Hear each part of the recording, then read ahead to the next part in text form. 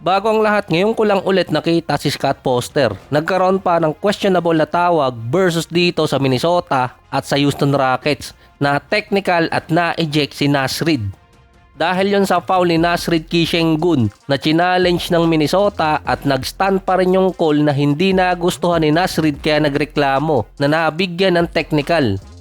Lamang pa ng 5 nun ang Houston nung ma-eject itong si Naz Reid na eventually nanalo din naman ang Minnesota sa overtime kahit walang Anthony Edwards at umiskor pa ng tig 30 points si Sengun at si Kevin Durant.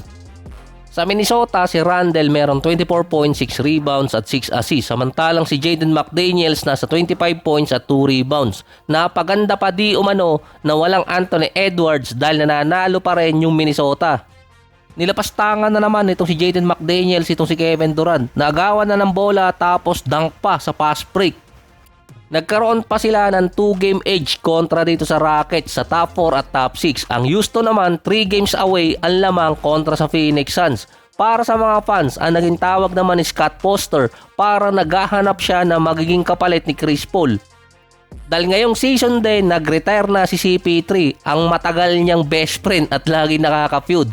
Matagal na yung history ni Scott Foster at CP3 at yung rivalry nila kapag playoffs na nagkokos talaga ng series kay CP3 at kahit championship.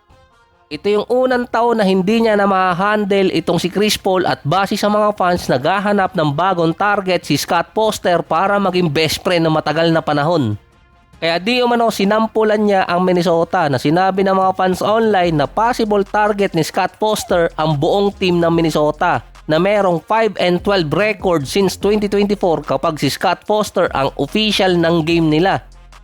So mapa-playoffs at regular season yun. Ngayong season naman merong 1-3 record ang Minnesota versus dito kay Scott Foster. Isa sa big deal doon yung Nuggets versus Minnesota game dati. Christmas game pa yon na mabigyan si Anthony Edwards ng 2 technical sa loob ng 5 segundo dahil panay pa rin ang reklamo.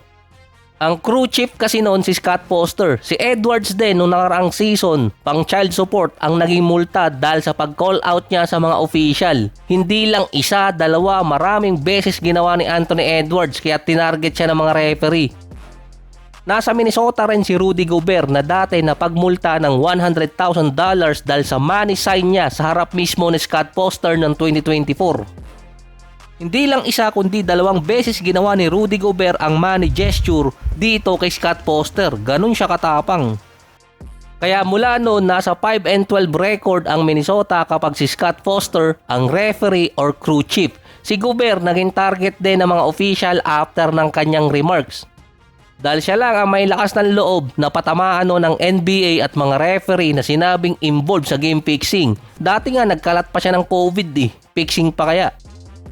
Tinawag din ni Gobert na lagi na lang siyang ginagawang bad guy ng mga official. Pero kung tutuusin, maswerte pa si Gobert at Minnesota kapag nakakatapat nila si Scott Foster. Bukod dito kay Chris Paul, may natitira pang isang player na tahimik lang. Pero ang player na to, walang sablay pa sa playoffs sa ngayon, si James Harden. Kaya nag-cost din ng multiple championship sa kanya kung sakali. May nangyari pa dati na nagharap si Chris Paul at itong si James Harden sa playoffs. Nagulat na lang sila na si Scott Foster yung nilagay na official dahil mas worse ang record nitong si James Harden kumpara kay Chris Paul kapag si Scott Foster ang official ng game. Dati kasi nagkaroon ng combine ng 1-27 record si Chris Paul at si James Harden sa playoffs kontra kay Scott Foster until 2020 season. Nagkaroon din ng streak si Harden na 12 consecutive loss kontra dito kay Scott Foster kapag siya ang referee. So far, nasa 1-15 record si James Harden kontra kay Scott Foster. Ang nag-iisang panalo pa na to ni Harden ay nung playoff game nilang dalawa ni CP3 nung magtapat ang Houston at OKC nung 2020 bubble playoffs. Nahawa sa kamalasan ni CP3 itong si James Harden. Tinawag kasi noon ni Harden na arogante si Scott Foster at napagmulta rin siya ng $25,000. Ito yung magkakampi pa silang dalawa ni Chris Paul sa Rockets. Prior pa sa statement ni Harden, meron din mga big games na natalo si Harden na si Scott Foster ng referee versus Warriors pa yun, 2018 West Finals at 2019 Semis. Ng 2022 season naman nang lumipat itong si Harden mula Brooklyn papuntang Philadelphia, nilaglag din sa playoffs itong Sixers ng Miami Heat. Isa sa mga game na nag-handle doon si Scott Foster. Na ngayon na-retire na si Chris Paul, ang pinakamalapit talagang pumalit sa kanya bilang ka-feud nitong si Scott Foster ay itong si James Harden. Kaya din siguro lumipat si Harden or pinili niya ang Cavaliers na lipatan, andun si Donovan Mitchell na isa sa paborito ata nitong si Scott Foster. Dahil since 2022, kapag playoffs, meron si Donovan na 4-1 record kapag si Scott Foster ang referee.